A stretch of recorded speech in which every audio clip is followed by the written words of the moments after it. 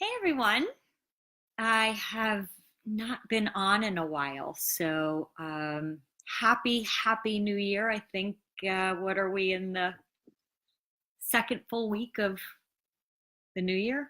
Um, and It's off to a pretty good start. I was thinking today about what I wanted to talk about when I came on to speak to all of you. And I think that what in my work with our clients, what I keep seeing, whether it's in my office, in my psychotherapy practice, or in the work that Emily and I do with women all across the country, is that a lot of people are talking about 2019 being the year of self-care. Okay. And that seems to be kind of a buzzword, right? Um, and I think that I think that a lot of people are talking about it because now more than ever, we are distracted by so many things, right? Um, we have our cell phones and we have social media and we have emails and we have work and we have kids and we have marriages um, but it feels like people are getting more and more and more lost in the to-dos and the distractions of um, being on our phones or playing those Facebook video games that everybody's playing, right? And what I'm noticing is that more and more people are losing the ability to be present, okay? And I can see that for myself in my own life as well. I'm really taking on for myself in 2019 my own version of self-care. But I want to talk about that because what many people think is self-care is things like working out more or going out with friends or doing more yoga or getting more massages. And don't get me wrong, I think all of those things are super, super important, okay? But I think that what people don't talk about when it comes to self-care is, what are we doing in our lives in order to distract ourselves from our discomfort, okay? So, of course, the unhealthy ways that we distract ourselves from those uncomfortable feelings that we don't want to feel, right? We could drink too much or eat too much or go on social media for too long, right? And so then people say, okay, well, I want to be kind to myself and I want to be loving to myself. So the things that I need to do is, right, I need to focus on eating healthy and I need to focus on working out and I need to focus on going out with friends and seeing more people. And like I said, all of that stuff is well and good.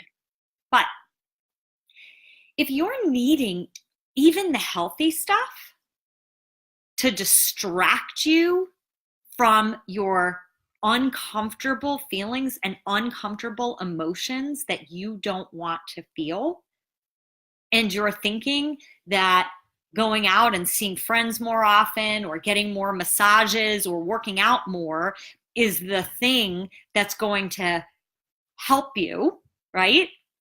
Then basically what you're doing is you're just operating on top of all of this unexamined pain, okay? So the thing is that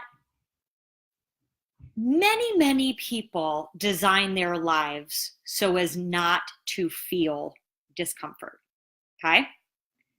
And listen, I know people that have gotten divorced because they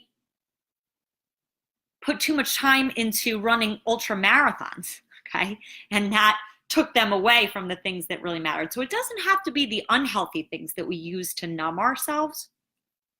And in my personal opinion, okay, as a psychotherapist for over 20 years and in the, work that I've done with probably thousands of people at this point in my professional career, and the work that Emily and I are up to bringing into the world, my opinion is the number one form of self-care is examining your mind.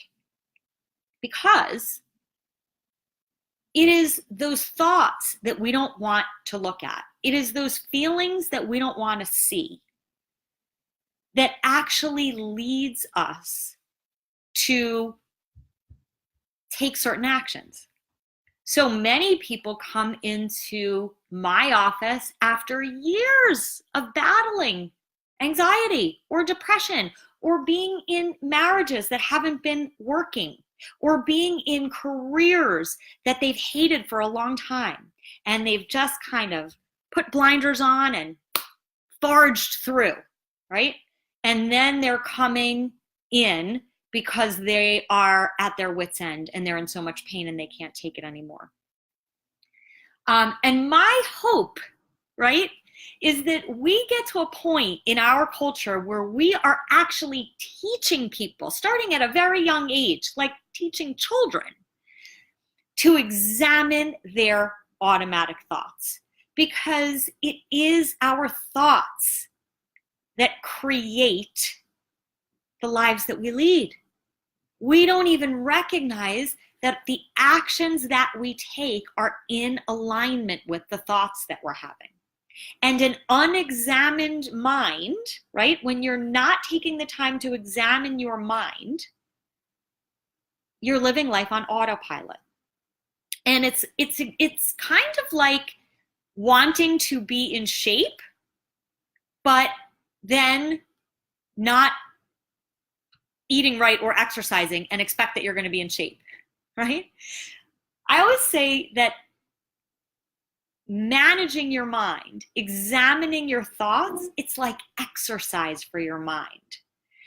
And so many people say, I want to feel like this in my life, right? But then they wonder why they feel like this. And it's because the actions that they take are producing this, not this, right? They're doing all these things that they think are being so self-caring and so self-loving. But the one thing that they're not doing is a willingness to turn towards their discomfort and examine their mind. And here's what I promise you. If you decide to take these steps towards examining your mind and looking at what are the repetitive, automatic thoughts that you're having that are keeping you stuck in the same negative cycles in your life, okay? If you're willing to face the discomfort, what's on the other side of that